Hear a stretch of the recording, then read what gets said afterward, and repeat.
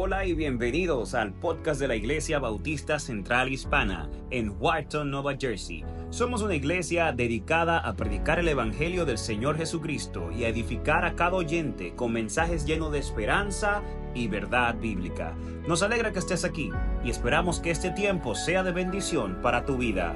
En el episodio de hoy veremos quiénes son aquellos que tienen una esperanza viva, basado en 1 de Pedro capítulo 2, versos 1 al 10. Le invito a que abran sus Biblias en 1 de Pedro,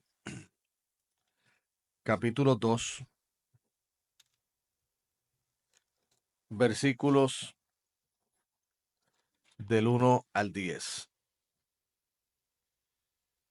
1 de Pedro, capítulo 2, versículos del 1 al 10. Y hemos titulado a esta serie de mensajes La esperanza viva. Nuestro primer mensaje fue acerca de los pilares de la esperanza viva. Nuestro segundo mensaje tiene que ver cómo se conduce a aquellos que tienen esa esperanza viva. Y hoy vamos a hablar, y lo hemos hecho en forma de pregunta, ¿quiénes son aquellos que tienen esa esperanza viva? ¿Quiénes son? O sea, estamos dilucidando algo que es la identidad de aquellos que profesan esta esperanza viva. Y para ello, pues, estaremos en 1 Pedro capítulo 2, versículos del 1 al 10. Y dice así la palabra del Señor en el nombre del Padre, del Hijo y del Espíritu Santo. 1 Pedro 2. Primero, desechando pues toda malicia, todo engaño, hipocresía, envidias y todas las detracciones. Desead como niños recién nacidos la leche espiritual no adulterada, para que por ella crezcáis para salvación, si es que habéis gustado la benignidad del Señor. Acercándonos a él, piedra viva, desechada ciertamente por los hombres, mas para Dios escogida y preciosa. Vosotros también, como piedras vivas, sed edificados como casa espiritual y sacerdocio santo, para ofrecer sacrificios espirituales agradables a Dios por medio de Jesucristo. Por lo cual también contiene la Escritura: He aquí pongo en Sión la piedra principal del ángulo, escogida, preciosa, y el que creyere en él no será avergonzado. Para vosotros, pues, los que creéis, él es precioso. Pero para los que no creen, la piedra que los edificadores desecharon ha venido a ser la cabeza del ángulo, y piedra de tropiezo y roca que hace caer. Porque tropiezan en la palabra, siendo desobedientes, a lo cual fueron también destinados. Mas vosotros sois linaje escogido, real sacerdocio, nación santa, pueblo adquirido por Dios, para que anunciéis las virtudes de aquel que os llamó de las tinieblas a su luz admirable. Porque en otro tiempo no erais pueblo, pero que ahora sois pueblo de Dios, que en otro tiempo no habíais alcanzado misericordia, pero ahora habéis alcanzado misericordia. Pueden sentarse, mis queridos hermanos. Hablamos de los pilares, hablamos de la conducta. Hoy vamos a hablar de la identidad de aquellos que gozan de esta esperanza viva. Esperanza viva que viene como resultado de la fe en Jesucristo y de aquel que resucitó de entre los muertos, según dijo el apóstol Pedro. Una esperanza viva porque es una esperanza real y es una esperanza presente y una esperanza que futura. No está fundamentado en algún mito, no está fundamentado en una leyenda, sino que está fundamentada primeramente en la palabra de Dios y en aquel personaje histórico, en la persona de Jesucristo, del cual creemos por el testimonio de las Escrituras, que es el Verbo de Dios, aquel que goza la doble naturaleza, 100% Dios y 100% hombre, que vino a dar precisamente esperanza a la humanidad, porque el pueblo se hallaba en oscuridad. El pueblo se hallaba en desorientación en respecto a su relación con Dios. El pecado había oscurecido su entendimiento y, como dijo el apóstol Pablo, no buscan a Dios. No hay un justo, ni siquiera que solo uno. Y ante ese panorama tan tétrico de la condición del hombre, nuestro Dios, en lugar de dejarnos a la aventura de nuestro destino condenatorio, sin embargo, envió a Jesucristo para morir por nosotros en la cruz del Calvario y en su lugar crucificar nuestras transgresiones, crucificar nuestra culpa y a través de la fe en Él, nosotros poder tener no solamente la reconciliación con Dios, sino también lo que viene como resultado de esa reconciliación, que es el perdón de pecados, el que seamos sus hijos legítimamente, el que podamos tener esperanza de que las promesas que están en las Escrituras, de que aquellas promesas que el mismo Jesucristo habló, nosotros podamos ser recipientes de ellas y tengamos el derecho y las razones para creerlas. Todo eso es posible por gracias a Jesucristo, que es nuestra esperanza que viva. Ahora, cuando dilucidamos esta pregunta de quiénes somos basado en el texto, entonces vamos a exponer lo que es la identidad de aquellos que son y han recibido esta esperanza viva en Cristo Jesús. Y a la verdad es que cuando vayamos punto por punto de lo que el apóstol Pedro comparte, nos vamos a llenar con mucho más alegría, gozo y más esperanza. Porque vamos a percatarnos que los que somos creyentes en el Señor no somos el resultado de una improvisación, no somos el resultado de una casualidad, sino que somos el resultado de un plan bien coordinado desde la eternidad, donde Dios en su infinita sabiduría, en su amor y su misericordia, quiso incluirnos para ser parte de su familia y para ello no solamente tener esperanza en el hoy, porque lo he dicho en muchas ocasiones y lo repetiré, no hay que esperar a morirse para comenzar a tener gozo y disfrutar de la paz de Cristo. ¿Por qué? Porque en el mundo tendréis aflicción, mas confiad, yo he vencido al mundo. Jesucristo dijo, mi paz os dejo, mi paz os doy. No como el mundo la da, yo os la doy. El apóstol Pablo dijo que cuando presentamos nuestra vida en oración a nuestro Señor, dice que la paz que sobrepasa todo entendimiento estará en nuestras vidas. Así que yo sé y reconozco que la vida de algunos ha sido difícil, pero aquellos que tenemos la esperanza viva, podemos tener un anticipo de esa paz y de ese regocijo que vamos a tener en la eternidad hoy por causa de la fe en Cristo. Y por esa razón nosotros tenemos que ser intencionales y tenemos que tener bien presentes el compartir el evangelio con aquellos que están en nuestra comunidad y con los que son nuestros familiares y nuestros compañeros de trabajo. Porque esto es un asunto literalmente de rescate. Esto no es un asunto de compartir religión. Esto no es un asunto de compartir ideas filosóficas, teológicas, religiosas. Esto es un asunto de vida o muerte. Estamos hablando que esto es un asunto donde que por causa de nosotros compartir el evangelio y que ellos sean persuadidos a ello, puedan ir en lo íntimo de la recámara de su casa a orar a Dios. Y entonces no solamente tener la reconciliación que viene a través de la fe en Cristo, sino a tener paz en medio de las tormentas que tienen. Porque el asunto no son las tormentas. El asunto es cómo nosotros resistimos esas tormentas. O dejamos que las tormentas nos destruyan, o sencillamente las resistimos en la fe en Cristo y en la paz del Señor. Y aquellas tormentas serán solo por un poco de tiempo, porque el sol saldrá y la gracia de Dios se manifestará.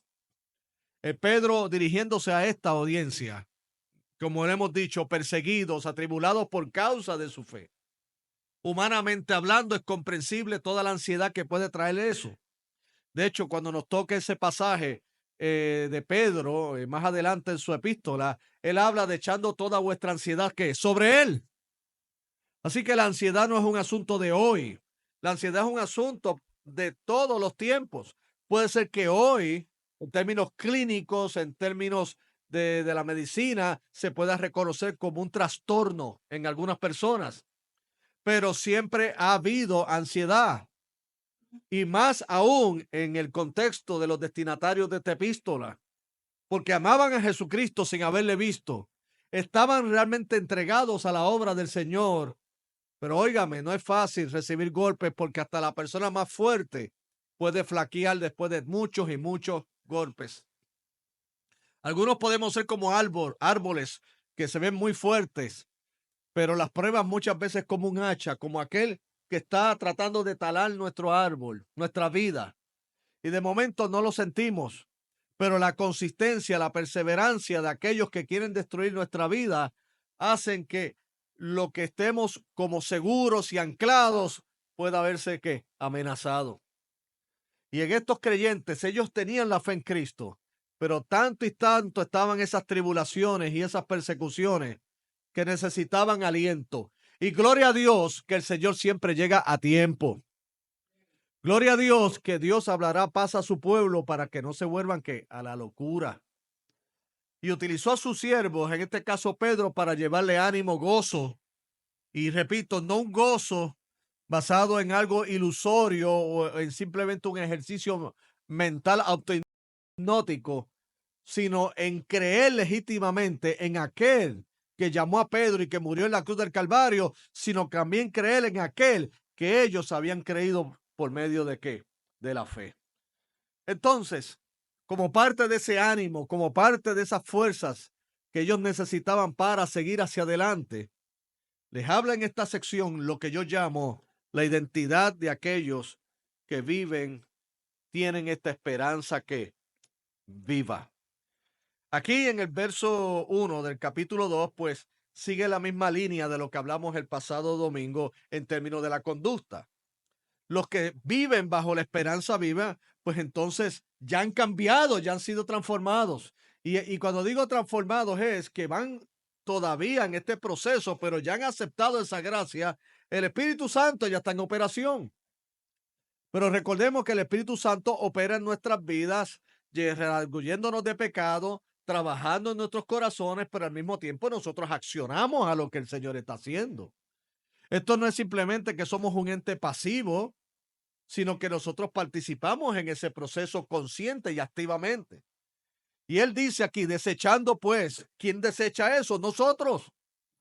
Una vez que hemos sido iluminados por el Espíritu Santo y nos hace ver que hay ciertas áreas de nuestra vida que no son agradables a Dios y que por ende también hace daño a las comunidades que nos rodean, entiéndase familia, amigos, hermanos, lo que sea. Entonces debemos responder con desechando, echando hacia un lado toda malicia, todo engaño, hipocresía, envidia y todas las detracciones. Hay que quitar eso de nosotros. El Espíritu Santo lo continuará revelando y seguirá perseverando insistentemente hasta que nosotros no tomemos una decisión firme y decir, estas cosas no son parte de mi nueva naturaleza que soy en Cristo. Ni la hipocresía, ni el engaño, ni la envidia, ni las demás detracciones que hacíamos cuando estábamos en ignorancia del Evangelio. Ahora, según se habla de lo negativo, o sea, en términos de quitar, hay algo que entonces sí debemos hacer. Y dice, desead como niños recién nacidos la leche espiritual no adulterada, para que por ella crezcáis para salvación, si es que habéis gustado la benignidad del Señor. O sea, yo desecho esto, pero hermanos, cuando uno quita algo, lo suplanta por otra cosa. Ese espacio no queda vacío.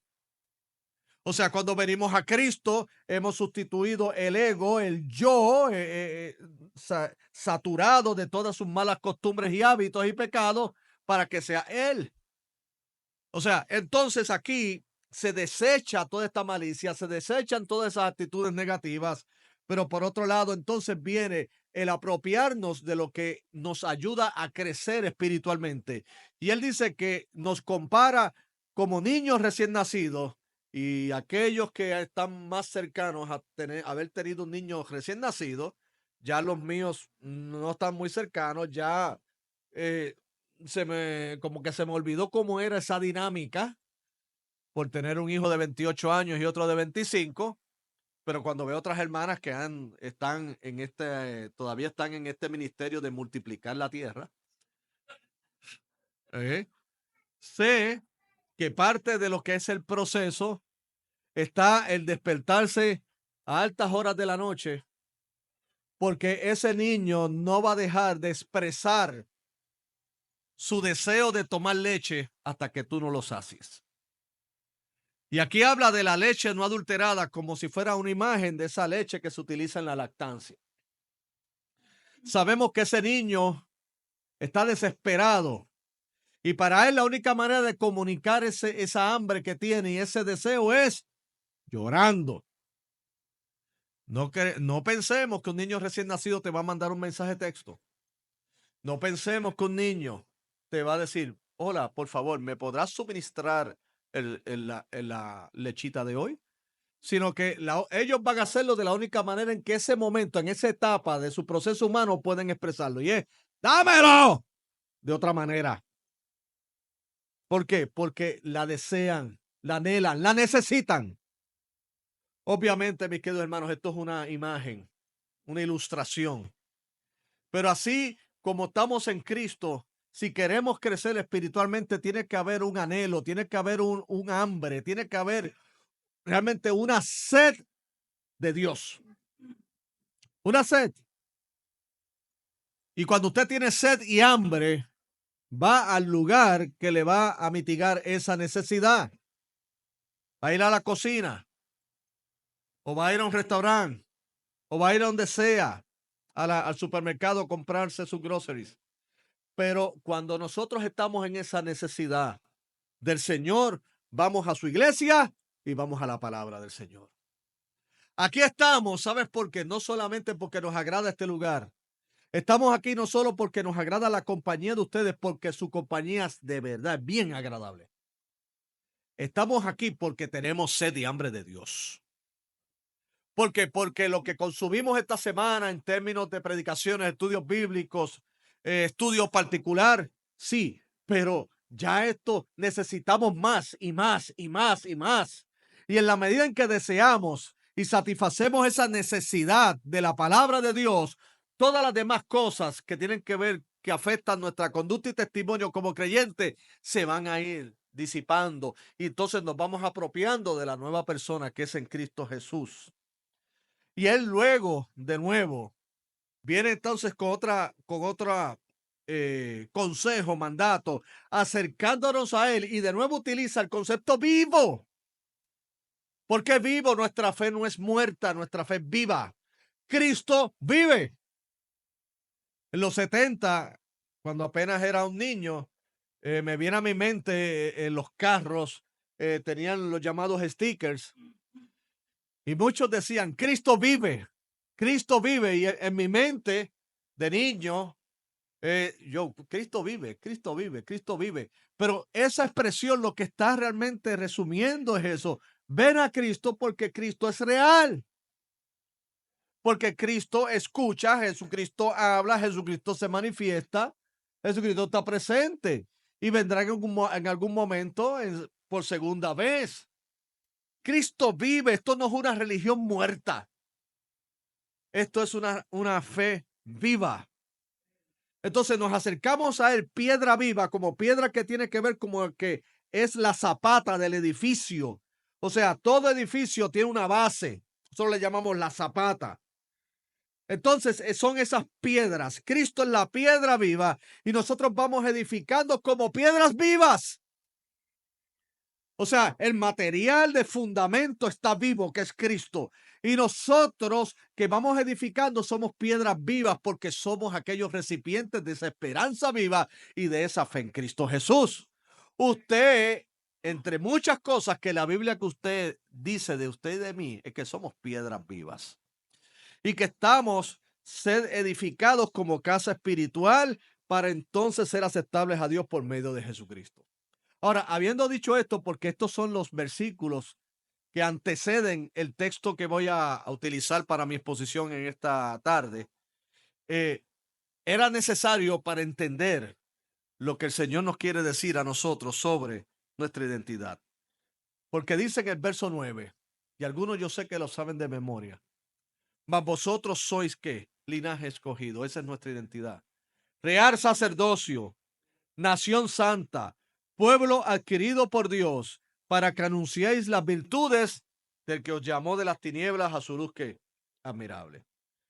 O sea, prepárese a escuchar lo primero que nos dice acerca de nuestra identidad, de aquellos que tenemos esta esperanza viva. Primero, somos escogidos por Dios. ¡Wow! Soy linaje escogido. Linaje escogido. O sea, implica primeramente la gran iniciativa de parte de Dios de acercarse a nosotros. Las escrituras dicen que nosotros no es que buscamos a Dios primero, sino que Él nos buscó primero. Jesucristo mismo en Juan capítulo 15 le dijo a los discípulos: no me elegisteis vosotros a mí, sino que yo os elegí a vosotros, para que vayáis y llevéis fruto y vuestro fruto permanezca. El mismo apóstol Pedro, en la introducción de esta epístola, en el verso 1, se refiere a los creyentes como elegidos según la presciencia de Dios, Padre en santificación del Espíritu, para obedecer y ser rociados con la sangre de Jesucristo. Gracias y paz sean a vosotros. En el lenguaje bíblico, uno de los muchos términos que utiliza para referirse a nuestra identidad es que somos un pueblo escogido. Gloria a Dios. Porque ese término en el Antiguo Testamento solamente era acuñado y referido ¿a quién? A Israel. Israel era ese pueblo escogido. Israel, según nos dicen de Deuteronomio, Moisés antes de partir en uno de sus discursos les recordó: ustedes no fueron escogidos por ser los más grandes, sino al contrario por ser los más insignificantes. O sea, les recordó no con un fin de humillar, sino con un fin de que entiendan el regocijo que deben experimentar en sus corazones. Ustedes no fueron escogidos porque eran tan grandes como Babilonia o tan poderosos como Egipto. Ustedes fueron escogidos por la gracia y por el amor de Dios. Porque Dios en sí mismo no es que escoge lo grande para hacer cosas grandes, sino que escoge lo que parece insignificante para hacer cosas grandes. Para que el mundo admire el poder y la misericordia de Dios. No hay gloria en tener un ejército de más de 300,000 soldados para ir a la batalla. Eso fue lo que le recordó Dios a Gedeón. Sino que le dijo: voy a recortar tu ejército. Y Gedeón, asustado, tímido, pero Dios hizo lo que había determinado y lo redujo a 300. A lo cual el Señor le explica: tuve que reducir tu ejército porque yo no quiero que el pueblo crea que vencieron por el poder y el número de su ejército, sino al ver que son menos que los otros, entiendan que fui yo el que estaba en medio de ustedes. Hermano, Dios nos ha escogido por su gracia. Esa es tu identidad y esa es mi identidad. La identidad de la Iglesia Bautista Central Hispana es que hemos sido escogidos por el Señor. Y en su tiempo, Dios utilizó los medios de la predicación del Evangelio. Dios utilizó el Espíritu Santo para abrir nuestro corazón. Y Dios nos permitió, a través de toda esa obra magnífica del Señor, nosotros acercarnos a Cristo. Acercarnos, porque fuimos conscientes a Él. Fuimos con arrepentimiento consciente. Fuimos con un deseo genuino de decir: Señor, gracias por haber abierto mi corazón, Señor. Gracias por quitar el velo de mis ojos. Ahora yo puedo ver tu gloria. Yo te pido perdón por mis pecados, Señor. Gracias por tu gracia. Y el Señor nos dice: ven acá, mis escogidos, mi pueblo. Así lo entendió el mismo apóstol Pablo cuando escribió a la iglesia de Éfeso. Dijo: según nos escogió en Él antes de la fundación del mundo, para ser santos y sin mancha delante de Él, habiéndonos predestinado para ser adoptados hijos suyos por medio de Jesucristo, según el beneplácito de su voluntad. Y el apóstol Pablo también en un contexto de ánimo y de darle esperanza al pueblo, en la epístola de los Romanos le dice: y si Dios nos escogió y si Dios está con nosotros, ¿quién contra nosotros? Porque a esos que escogió también glorificó, y a los que glorificó también llamó, y a los que llamó también justificó. ¿Y qué pues diremos a esto? Si Dios es por nosotros, ¿quién contra nosotros? Vosotros sois linaje escogido. Imagínense que esta población de creyentes del primer siglo que Pedro se está dirigiendo, entre ellos habían personas, esclavos, entre ellos habían libres, habían hombres, habían mujeres, habían jóvenes, habían algunos de una escala social más privilegiada, otros con problemas de pobreza, pero sin embargo en Cristo toda esa comunidad es un linaje escogido. Eso es grande. El rico pensando, wow, Señor, yo que puse toda mi mirada en la riqueza y Padre, toda mi avaricia, y tú tuviste misericordia de mí para revelar a Cristo y me has escogido para ser parte de tu cuerpo, que es la iglesia. El pobre diciendo, oh Señor, miraste mi necesidad, miraste, Señor, mi tristeza y mi desesperación y revelaste a Cristo, que es mi mayor riqueza, pero que también me da la fortaleza y la esperanza para trabajar y echar hacia adelante y creer que mis esfuerzos no son en vano. Para la mujer, que en esos tiempos era marginada y estaba bien considerada como simplemente un apéndice del hombre. Ella entendía que su gracia y su rol dentro del matrimonio y de la sociedad era digno porque el Señor la había escogido. Ese hombre entendía que ya no debía regir su hogar o tener la cosmovisión de un hombre machista, de un hombre esclavizante a la mujer, sino que entiende la dignidad de la mujer, porque así como el hombre fue creada a imagen y semejanza de Dios. Y entonces dice, Señor, gracias por escogerme, Dios, porque ahora puedo ver las cosas y ver a mi familia desde otra perspectiva. Puedo ver mi función laboral, inclusive mi masculinidad, que es el tema de moda, de otra manera. No de una manera machista, sino de una manera bíblica, de amor y de protección.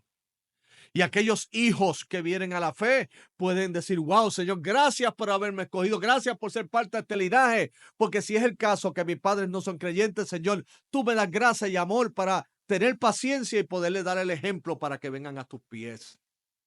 Y si tengo padres creyentes, te doy gloria, Señor. Te doy gracias, Padre, porque al final de los tiempos tengo una gran garantía de que permaneceremos juntos. Y de que como joven ya tengo un destino y ya tengo un rumbo y un propósito para mi vida. Que glorificarte a Dios, reconociendo y teniendo en mente todas las capacidades que tú me has dado para dedicarme a una vocación con dignidad y glorificar tu santo y bendito nombre. Todas estas implicaciones tiene el que seamos ¿qué? Un linaje escogido. Los esclavos de ese tiempo que también eran parte de la congregación, que la esclavitud es algo que es algo indigno. Es increíble, ¿verdad? Cuando uno repasa y ve películas o lee artículos de esos tiempos de la esclavitud, hermano, de verdad que el ser humano, si realmente cuestiona el aspecto de su pecaminosidad y su maldad, vaya historia, el racismo es pánico. Tener seres humanos solo porque son de otra color de piel y por ese momento y por esa situación deshumanizarlos y a castigo y después ver y tratar de identificarlo con la misma Biblia. Óigame, eso sí que era una cosa monstruosa. Pero a Dios gracias que se supone que gracias. Usted sabe porque aquí ya no ya no hay situación y menos puede haber segregación y mucho menos en el cuerpo de Cristo puede haber discriminación con otras personas. Amén. Porque tú y yo llegamos a los pies de Cristo, homogeneizados y pasados como la gente, o venimos crudos. Llegamos al todo. Alguien dice por ahí un viejo refrán puertorriqueño, y tu abuela dónde está, y yo te digo, ¿y tu pecado dónde está? Muchos de nosotros tenemos un pasado nice, pero hay un pasado que es como un esqueleto, un closet, que queremos que esa llave déjenla ahí, la boten. Pero si usted a Cristo, lo que hizo fue que lo enterró al foso de la mar y no se acuerda más de ello. Porque así el Señor perdona nuestros pecados. Y el Señor nos ha perdonado. Cuidado con nosotros, no recibir a aquellos que vienen con la misma condición, igual o peor que nosotros tuvimos. Porque si el Señor los recibe, ¿quiénes somos nosotros para rechazarlos? y para transformarlos como Dios nos ha transformado, para hacerlos parte de este pueblo escogido para su gracia. Bendito sea el nombre del Señor.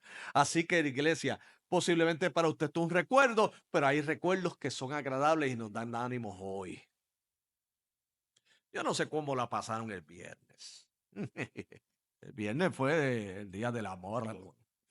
Y yo sé que esto es algo que para nosotros los creyentes se supone que nuestras relaciones matrimoniales y toda esa cuestión lo tengamos presente todos los días, pero nos aprovechamos, tampoco criticamos estas costumbres. Son bonitas, son buenas. No, yo no voy a entrar en la narrativa de algunos, ¿verdad?, evangélicos que dicen, no, todas esas festividades son paganas. No, lo que es pagano es tu carencia de expresar emociones. Lo que es pagano es esa insensibilidad de corazón. Lo que es pagano es el cangrejo que tienes en el bolsillo, que por eso es que te justifica de no celebrar Navidad ni nada, porque no quieres dar nada. Tienes un cangrejo en el bolsillo. Hay gente que justifica su tacañería con eso. Pero ¿sabe algo? Ese día, a veces decimos, pero ¿por qué yo le voy a decir lo mismo que siempre le he dicho? Que te amo. Hermano, porque hay ciertas cosas que aunque tú las sepas, es bueno recordarlas. ¿Tú no crees? Es bueno. Un te amo todos los días antes de ir al trabajo es bueno. Un te amo antes de irnos a acostar es bueno. Un te amo después de discutir es difícil. Pero es bueno. Pero es difícil, ¿verdad? Mira, yo tengo un botón aquí. ¿Es difícil o no? Aleluya, esta hermana. Por eso que esta hermana a mí me agrada muchísimo, muy sincera. Porque el asunto no es que dejó de amar, es que uno está sentidito, ¿no? Uno está como que, ¡ey, ey, ey! Y luego, a pesar de que nos sentimos así, uno de los dos tomará iniciativa y nos va a preguntar como cuando Jesucristo le preguntó a Pedro, ¿me amas? Y uno hace, bueno, yo no soy Pedro, pero sí te amo. Te amo, pero deja que se me pase el coraje. Ay, aleluya. Pero le voy a decir algo.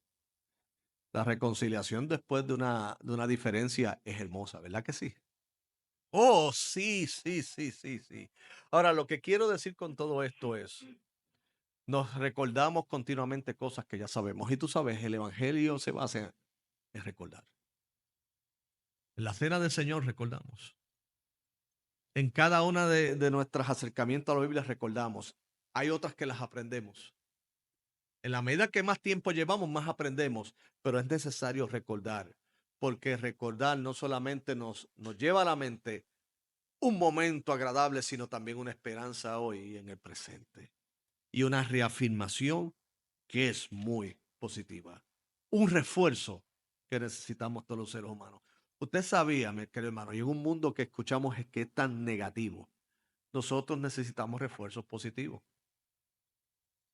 Nosotros necesitamos que no solamente nos digan centella. Nosotros no, o que nos digan, mira tú, que te... Necesitamos que nos digan refuerzos positivos. Mira mi amor. Oye, mi corazón. Oye, mi hermano lindo, ¿cómo estás? Oye, qué bueno esto que has hecho. Quemaste aquel huevo frito y quemar un huevo hoy mismo es un pecado. Hay escasez de huevos, hermano. Hay que orar por las gallinas.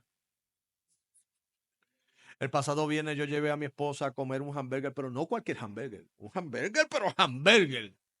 De los que te dicen, ¿cómo lo quieres? Medium well, y todo eso. O lo quieres de esto, y de aquello. No, no, no, porque no quiero que usted me diga, contra, llévate a tu esposa a Burger King. No, no, no. La llevé a un sitio, mire, fino de hamburger. Porque queríamos hamburger. Y yo pedí el mío con huevo. Le digo, me dijeron, no hay huevo. Ya yo vi el apocalipsis, yo vi que el mundo se va a acabar ya. Y yo dije, ¿cómo es? Me dice, lamento decirle que no tenemos. ¿En serio? Me dice, sí, en serio. Y dije, cuando se va, dije, Michelle, esto es grave, tenemos que ir a Chopra y comprar todo lo que hay. Esto es grave.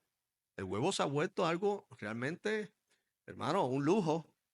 La hermana Eliana nos invitó a comer omelette a toda la iglesia. No le diga que no, porque esto es un gesto de amor y de generosidad no dado nunca en la historia. No es langosta, ¿ok?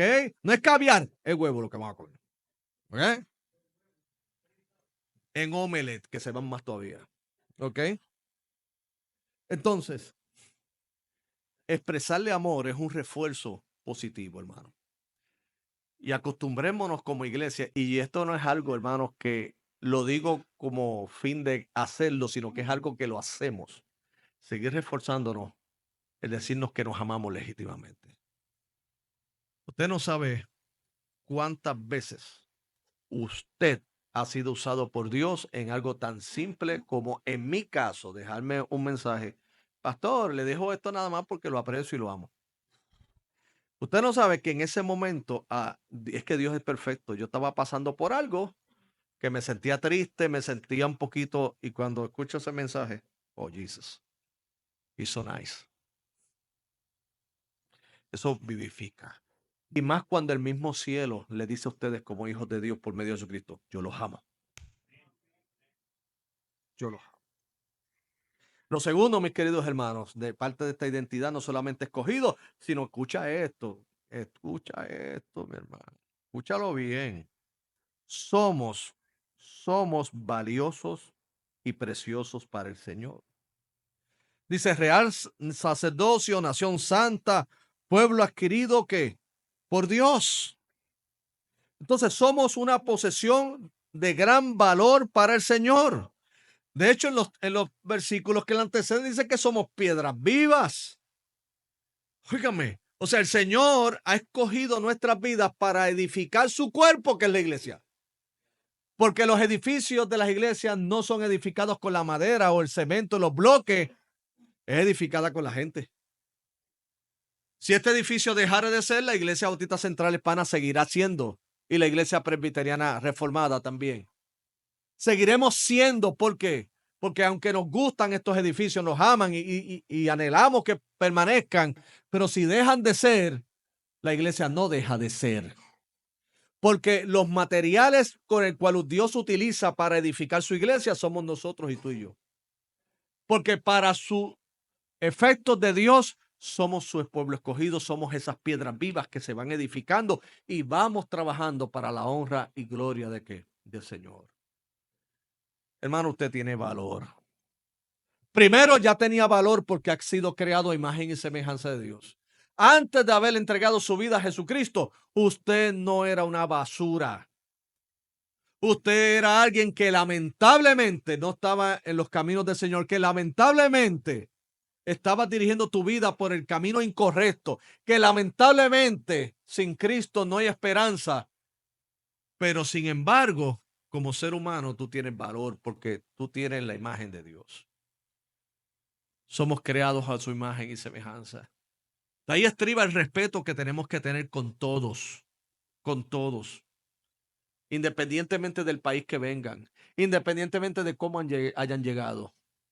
Ese es nuestro respeto, porque son creados a imagen y semejanza de Dios. Si los esclavistas hubieran pensado, se hubieran analizado más que tratar de justificar con Génesis la esclavitud, se hubieran puesto a analizar teológicamente la creación de Adán y Eva, la creación del hombre, hubieran dicho, no, este caballero, esta dama, este niño no merece la esclavitud. Porque aunque sea diferente en el color de mi piel, es creado imagen y semejanza de Dios. Y él no merece ese trato indigno de la explotación y del castigo. No. Pero hermano, el pecado ciega. Pero sabes que lo hermoso de todo esto es que entonces Dios nos ha escogido y nos ha hecho un valor precioso. Somos de gran valor para Él. ¿Y por qué somos de gran valor para Él? Porque entregó a Cristo por nosotros. El que no escatimó a su propio Hijo, sino que lo entregó por todos nosotros, ¿cómo no nos dará con Él todas las cosas? Dijo Pablo. Y lo tercero, mis queridos hermanos, y con esto culmino. No solamente un pueblo escogido, la identidad, no solamente una posesión valiosa para el Señor, adquirido por Dios, sino que somos útiles tenemos una misión y un mensaje. Útiles. ¿Usted no se acuerda si en su niñez escuchó? Yo le digo algo, cuando uno compara, y se lo he dicho a niños y en escuelas que he visitado, yo le he dicho, ustedes tienen que darle gracias a Dios que en un sentido nacieron en este tiempo. Dice, ¿y por qué? Te voy a explicar. Para mi tiempo, era muy fácil para un maestro decirte, tú eres un inútil. ¿Alguien experimentó ese trauma? Cuando ellas se molestaban, aparte del reglazo, olvídate de eso. Vamos a olvidarnos de las reglas. Era de que, oye, Carlos, ¿y qué? Tú eres un inútil. Esas eran palabras esperanzadoras y muy motivadoras. O que te dijeran, tú eres morón. La verdad es que tú eres bien morón. Pero tú no sabes la tabla de multiplicar, ¿pero qué tú eres bruto? ¿A quién tú saliste? Así te lo decían. ¿Les pasó? Y no se acuerdan del famoso castigo de que te ponían un gorro y te decían que eres un burro. Que te sentaban en una esquina. Y no solo sentado en la esquina, identificado como una letra escarlata, pero en gorro. Y los niños que no son crueles por naturaleza, porque esos siempre eran tan dulces. Mira, él es bruto, él es burro. Y tu autoestima muy saludable. Entonces el problema es que uno se llega a creerle eso. Y uno piensa que en la vida uno es un inútil. Yo le decía a estos niños, y ellos me decían, ¿le decían eso? Y yo, y yo le digo, ¿sabes qué? Usted podrá ahora ver a los maestros y poder hacer 20 críticas, pero nunca los van a tratar como nosotros un tipo de crianza. Porque inclusive ese tipo de crianza era aplaudida y justificada. Y yo entiendo el ser disciplinado, pero el insulto es otra cosa. Son dos cosas diferentes, ¿tú me entiendes? Yo entiendo que hay que tener disciplina y estructura, pero maltrato físico y emocional ya eso es otra cosa. Y ellos me dicen, pero eso es como de tejor, ¿verdad? Yo, bueno, para ese tiempo lo teníamos como algo normal. Pero lo que yo le digo a ustedes es, estos maestros de ahora no son como los de antes. Por lo tanto, respétenlos y no desaprovechen esa oportunidad. Porque los niños que no han pasado por esas experiencias, hoy nada más con el maestro que le diga, por favor, cállate. ¿Y por qué me tengo que callar? ¿Y por qué esto? ¿Qué hubiera pasado, hermanos? Y ustedes contéstenlo en su mente. Si en su niñez usted le hubiera dicho al maestro, mándame a callar, aleluya, vamos a orar un minuto de silencio. Si usted le hubiera dicho a su padre, ¿quién eres tú para mandarme? Aleluya, vamos a otro minuto de silencio. En Puerto Rico hubiera volado la chancla, los palos de escoba, y no era Halloween, no era para montarte en ella. Hubiera habido el vete a tu cuarto y solamente te voy a pasar la comida por debajo de la puerta, o si no te la abro y te la doy, pero tú no sales de ahí hasta el viernes.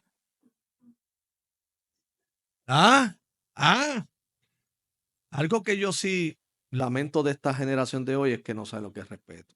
Y yo creo que no hay que llegar a los métodos medievales que utilizaban antes. Pero óigame, si te tratan bien, reciproca bien. Si te tratan con respeto, responde con respeto. Si te dicen, por favor, no lo tomes a mal, dilo, está bien. No le digas, ¿y quién eres tú para nada a callar? Ay, bendito sea Dios. Aleluya, te alabo, Señor. Aprendan a respetar al de autoridad, al maestro, al adulto, al padre. Aprender a respetar al que tiene canas y a los que carecemos de pelo. Es respeto. Porque, porque uno respeta al que lleva más tiempo caminando que nosotros. Eso es respeto. Aparte de que, aún con los errores que hayamos cometido, tenemos todavía sabiduría que compartir con los que son nuevos. Hay que respetar eso. Pero lo que quiero decir con esto y culmino. Usted no es un inútil en las manos de Dios. Usted es un instrumento útil. Útil. Él mismo nos llama. Él mismo nos comisiona. El mundo o tú mismo creerás la mentira de que eres inútil. Tú no eres inútil. Tú eres muy útil Porque Dios en tu nacimiento humano natural te dio capacidades y en tu nuevo nacimiento te dio dones espirituales. Usted es útil para la gloria de Dios. Así que aquellos que gozan de esta identidad, de los que tienen esta esperanza viva, recuerde, qué lindo está en mi identidad. Porque humanamente hablando, mi identidad es que yo soy puertorriqueño, nacido en Puerto Rico, de Julio y Sonia, de los cuales estoy orgulloso, mis hermanos, nací en Ponce y criado en Yauco. Estoy bien orgulloso de mi identidad humana y de mi identidad espiritual. Soy parte del cuerpo glorioso que es la iglesia. Que aparte de Julio y Sonia, que son mis hermanos, me dio a Eliana, me dio a Margarita, me dio a Luis Fernando, me dio a Chinchay, y todos los demás que ahora, hermanos, sería más larga que una genealogía de Génesis yo mencionar. Pero que ellos saben cómo son, quiénes son mis hermanos en Cristo. Porque Él me escogió y te escogió a ti como cuerpo de Cristo, valioso, como piedra viva y útiles para su gloria. Denle un reverente aplauso al Señor. Vamos a orar.